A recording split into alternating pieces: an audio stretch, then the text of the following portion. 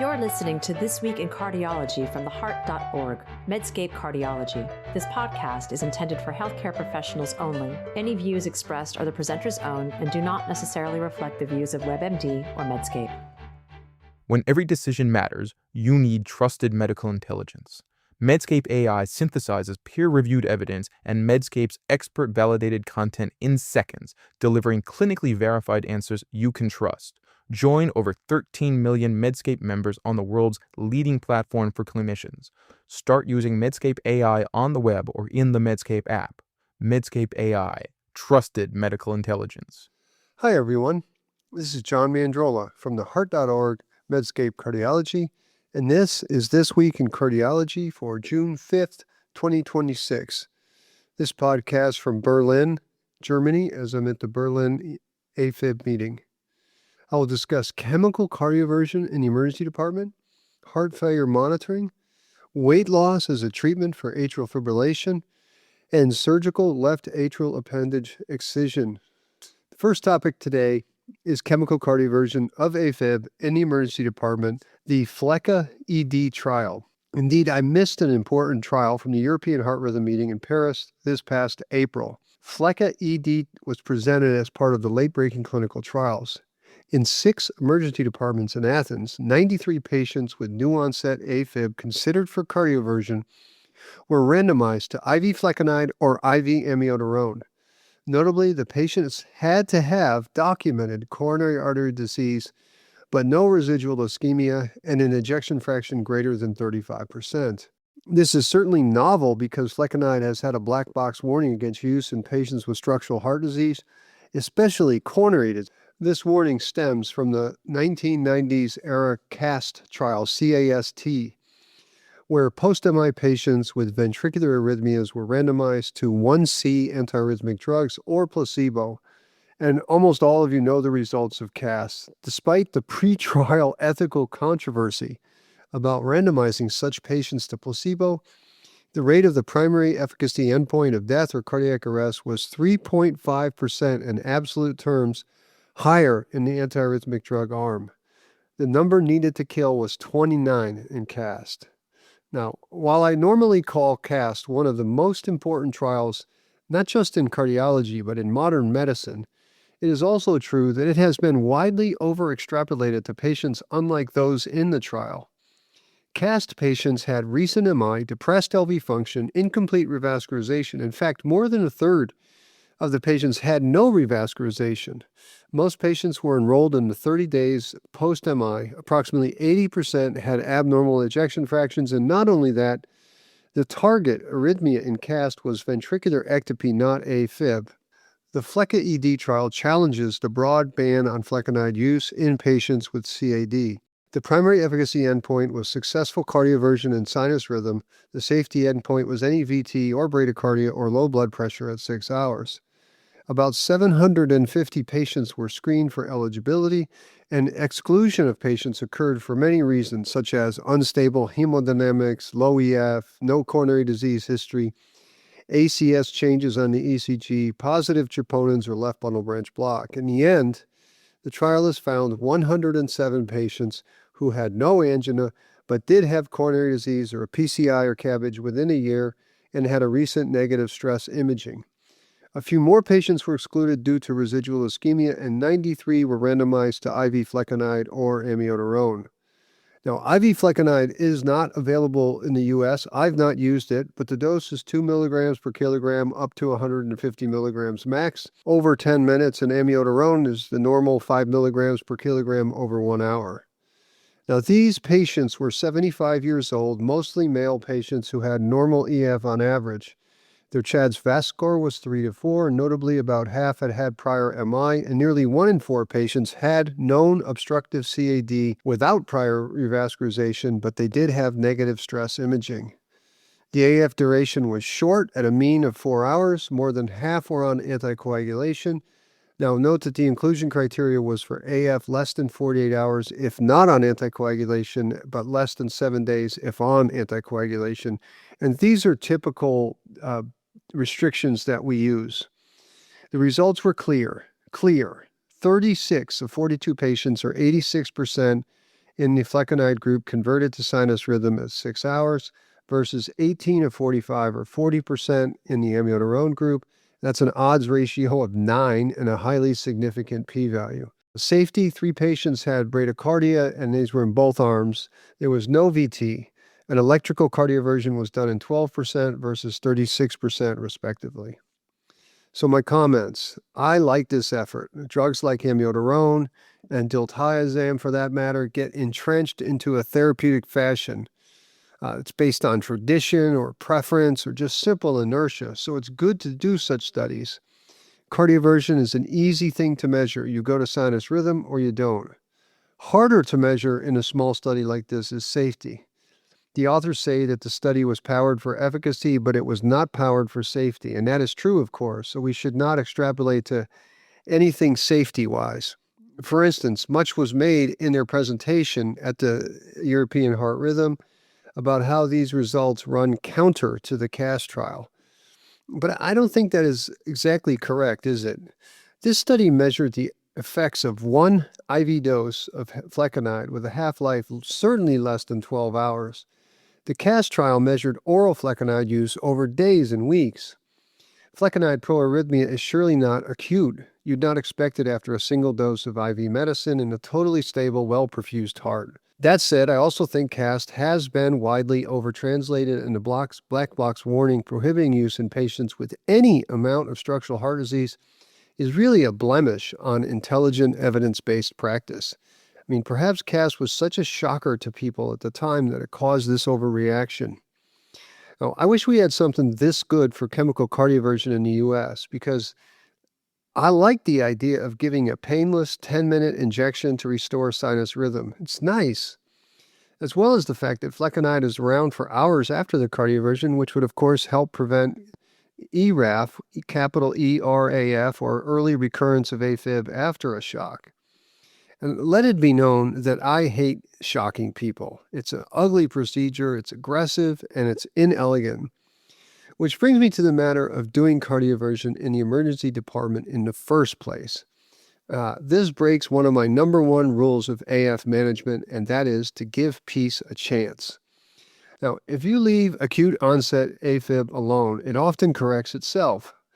One of my favorite trials is the RACE-7 ACWAS trial published in New England Journal of Medicine in 2019, and I'll link to it.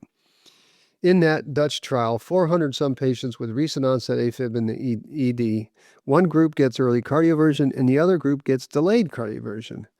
The wait-and-see approach meant giving rate control meds and delayed cardioversion if the AFib did not resolve within 48 hours.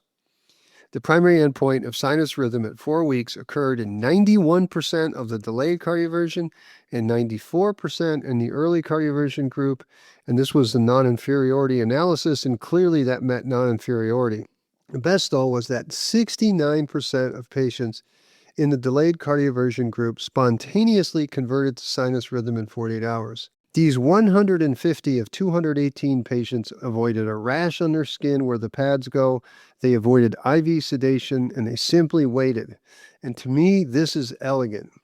Even in the early cardioversion group, 16%, almost 1 in 5 patients, converted before they can even set up the cardioversion. Now, the other reason I don't like cardioverting stable patients in the emergency department is that it creates the wrong frame for atrial fibrillation.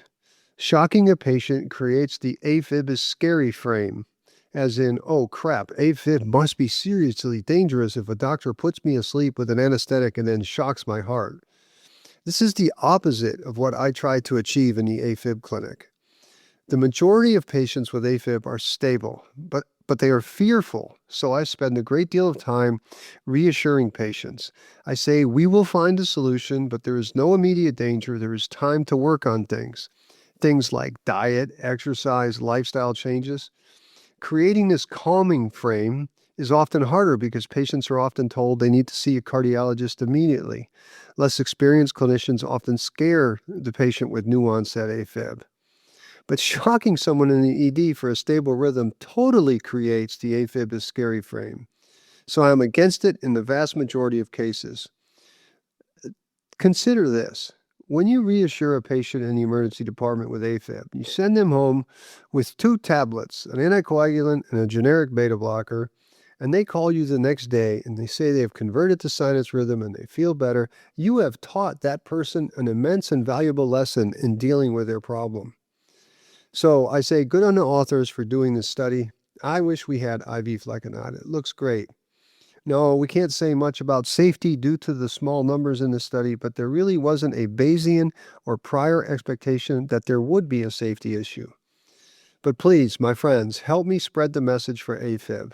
Unless this patient has hemodynamic compromise, please give peace a chance.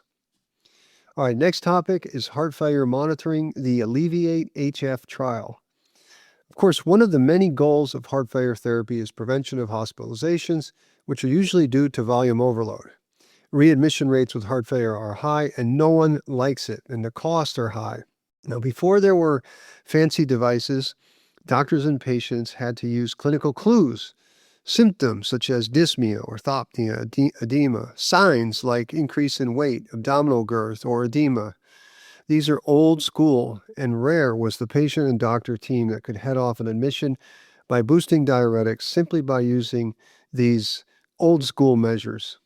So technology has come, right? First in the form of a little paperclip-like device that goes in the pulmonary artery. This is called the CardioMEMS device, which was supposed to be able to provide real-time wireless feedback on PA pressures, and how could you miss with that?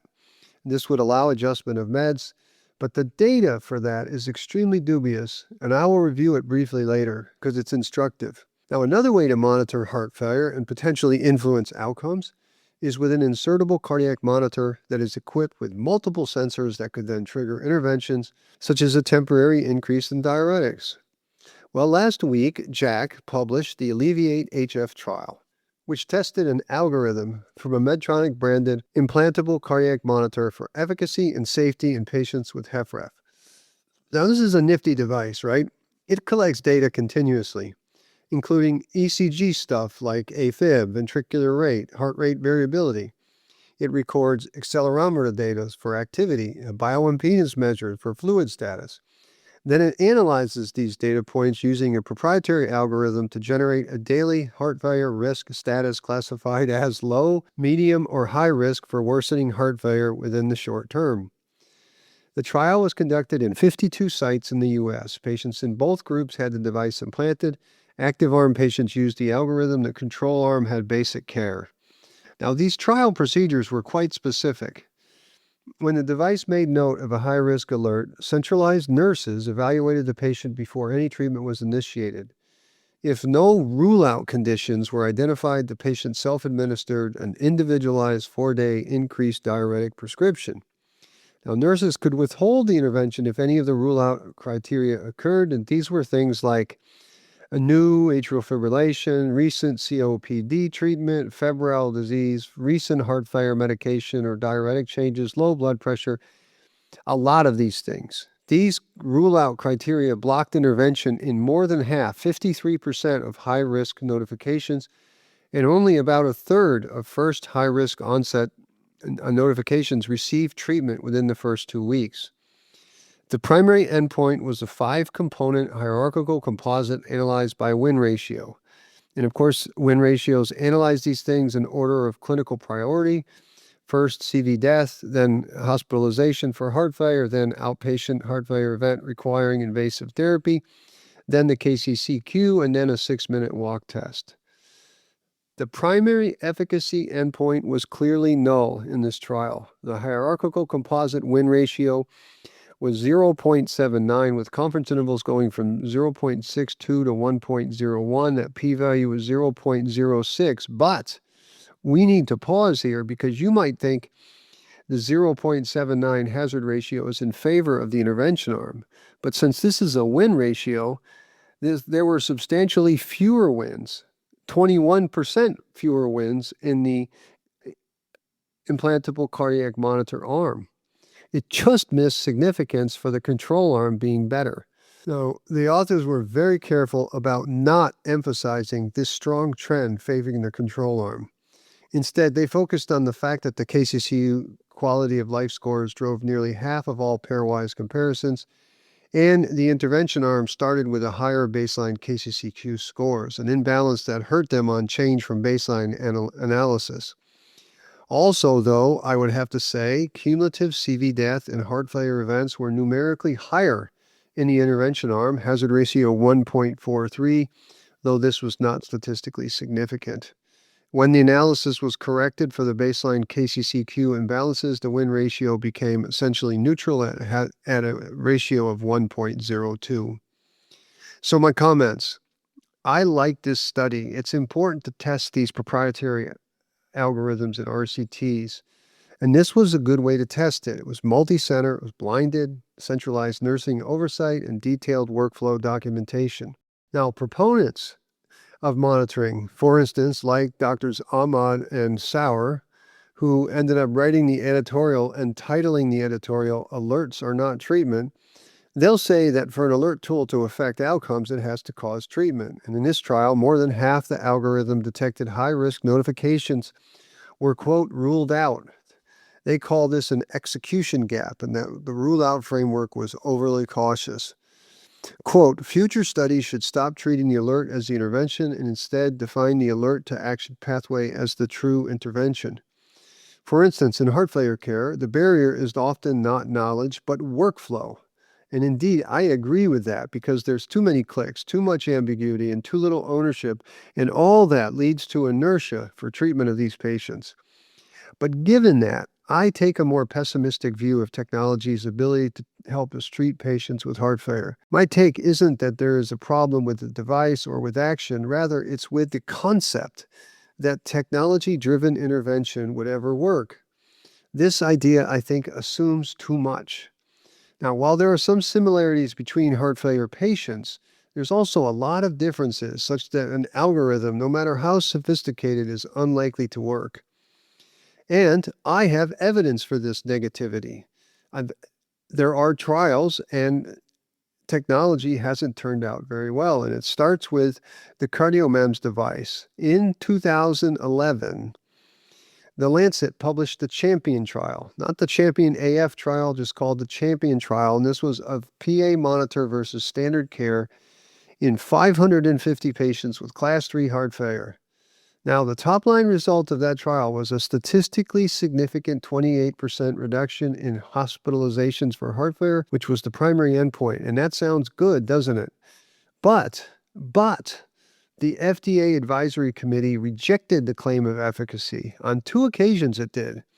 Why? Well, I couldn't remember, and I had to do some digging. I had forgot. Now, former Heart.org journalist Steve Stiles has some great reporting on the issues, and I will link to it.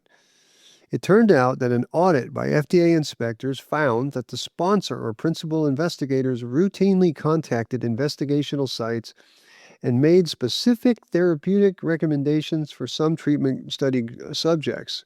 Specifically, nurses employed by CardioMEMS group made therapy recommendations on 193 occasions for treatment group patients. None were permitted or occurred for control group patients. So in short, the treatment arm received not just the device, but also intensive sponsor-employed nursing support, a potentially confounded intervention. For sure, a potentially confounded intervention. Of course, another problem with this trial was that while patients were blinded, physicians were not. And of course, you know that most MDs that are doing this study are likely proponents, and hospitalization for heart failure is a subjective endpoint, meaning a doctor has to decide. So it's no wonder that there were fewer hospitalizations for heart failure in a treatment arm. A decade later, the CardioMEMS team was back with publication of the GUIDE-HF trial, wherein 1,000 patients were randomized to device-based management versus standard care. And in GUIDE-HF, it's in the Lancet, I'll link to it, there was a non-significant 12% reduction in the primary endpoint of all-cause death, hospitalization for heart failure, and urgent heart failure visit. The hazard ratio was 0.88, confidence interval 0.74 to 1.05. So now maybe you're confused. You're like, John, wait a minute. We use CardioMEMS. How did it get approved with the negative 1,000 patient study? Now, old listeners to the podcast may remember, but the way the company and the key opinion leaders salvaged this device was that they did a pre-COVID analysis. And when they sliced up the data in that way, pre-COVID and post-COVID, the pre-COVID hazard ratio was 0.81 with, listen to these confidence intervals and p-value, 0.66 to 1.00, p-value 0.049. So boom, the monitoring device was approved based on this slicing up of the subgroups. But I think this is one of the greatest examples of post hoc spin I have ever seen in any trial. Now, looking at the CardioMEMS data fairly, there is little doubt in declaring that this device is unhelpful. So, putting it together from a Bayesian view, where we consider priors, if an invasive wireless monitor in the PA was not effective, you would have expected the ICM with the proprietary algorithm to be negative as well. And it was, strongly so. We can keep trying to study this technology in heart failure, but I remain pessimistic that it will ever be better than simple education of the patients and close follow-up with clinicians who know the person. All right, third topic today, a weight loss study in atrial fibrillation. JAMA has published the LOSE-AF trial of weight loss in older patients with persistent AFib. This was an unblinded RCT done at 2 UK hospitals from 2018 to 2025. Nearly 1,500 patients, 1,500, who had cardioversion were screened for eligibility, and about 500 were aged 60 to 85 years, had a BMI greater than 27, and they were invited. And 300 of those 500 said no thanks. In the end, about 118 patients were randomized to either an 8-month low-calorie diet with behavioral support versus usual care. In the intervention group, each person was assigned a local counselor who provided regular, individually tailored appointments over the 8-month period. Patients in this arm were also supplied formula meal products as well. The trial was pragmatic, so all AF decisions were left up to the treating doctors, including AF ablation or cardioversions. The primary outcome was AF symptom score at 8 months, assessed using a standard AF-SS instrument. There are also many secondary outcomes. Now, these highly selected patients were 68 years old, about a third female, average BMI 34. Most had hypertension, and importantly, about 50% of patients had long-standing persistent AFib. The intervention arm did produce weight loss. The intervention group lost on average 9.7% of their body weight, which was statistically significantly more than the 3.1% of weight loss in control participants. So the delta in kilograms was minus 6.9. But despite these differences in weight, no significant between-group differences were observed in the AF-SS symptom severity score at 8 months. There were no other endpoints differed. Healthcare-related quality of life, freedom from AFib, any CMR-measured parameter of atrial or ventricular function was unchanged in the two arms. There were also no differences in blood pressure, LDL, triglycerides, CRPs, nothing, nada. At long-term follow-up of 3.5 years, the delta in weight was decreased to 5 kilograms, but again, there were no differences in any AF symptoms. Now, my comments. I think this is also an important effort on the part of the John Radcliffe and Milton Keynes hospital groups. Guidelines have weight loss as a Class 1A recommendation, but honestly, there is only one RCT. It's from many years ago. Most of the evidence underpinning weight loss for AF treatment stems from one group, the Adelaide group, and it's observational. It's compelling observational work, especially since it's coupled with corroborating biochemical, physiologic, and anatomic work. So in other words, yes, the group of patients in Adelaide who can lose 10% of their body weight may do other things that reduce AFib. But these patients also show lower blood pressure, better glycemic indexes, and favorable cardiac remodeling. So it makes sense to consider the weight loss causal and not just correlational. But technically, it's still observational, and weight loss programs are neither easy nor inexpensive. In this trial, for instance, each patient had their own counselor and counselors don't come free of charge in the real world. So these results were interesting. The program was mildly successful in causing weight loss, a delta of 7 kilograms or 15 pounds. That isn't bad. Yet that amount of weight loss didn't move any metric, none. AFib symptoms persisted and no important measure of health were improved. Now, why was this data so negative? I can think of 3 reasons. Maybe you can think of more. First, it's not enough weight loss, and 8 months isn't long enough. While 9.7% body weight loss is good, it's not great. A 250-pound person who loses 10% is still 225 pounds. Now, 225 pounds is kind of normal on a U.S. scale, but you don't see many 225-year-old Western Europeans running around Belgium or France or Denmark. For them, 225 pounds is still quite large. Second, to move AF measures, you need more than weight loss, right? You need to address sleep apnea, alcohol intake, and cardiorespiratory fitness. And if you believe the observational data are causal, then all of these are additive to the weight loss. And third, close to a majority of these patients had the worst kind of AFib, long-standing persistent AFib, and this might be the toughest AFib to change with any intervention, weight loss included. But despite this negative study, I do think there is hope for weight loss as an AF intervention, though, and it comes in the form of the GLP-1 agonists.